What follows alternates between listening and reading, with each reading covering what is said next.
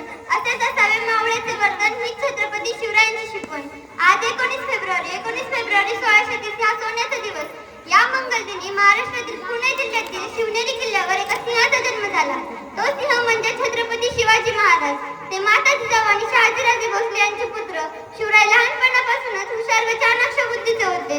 जिजाऊने त्यांना उत्कृष्ट संस्कार देऊन घडवले. रामायण महाभारत अशा कथा सांगितल्या.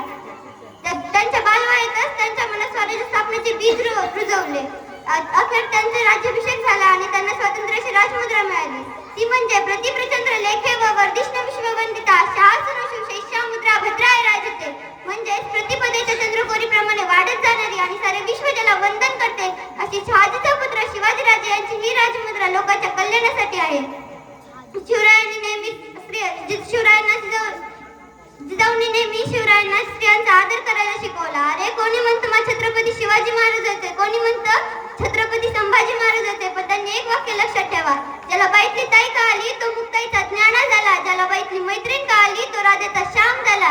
ज्याला बाईतली पत्नी कळाली तो सीतेचा राम झाला. आणि ज्याला बाईतली आई कळाली तो माझ्या जिजाऊंचा शिवबा झाला. शिवरायांची कीर्ती एवढी महान आहे की ती शब्द सुद्धा सांगता येणार नाही.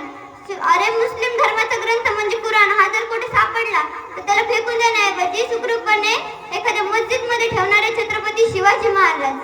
अरे शिवरायांनी ताकद सर्वांमध्ये होती, तलवार सगळ्यांच्या हातात होती. ताकद सर्वांमध्ये होती, तलवार सगळ्यांच्या हातात होती. मनगटात तर जो सगळ्यांच्याच होता, मात्र उत्कृष्ट देशशक्ती माझ्या शिवरायांच्याच मनात होती.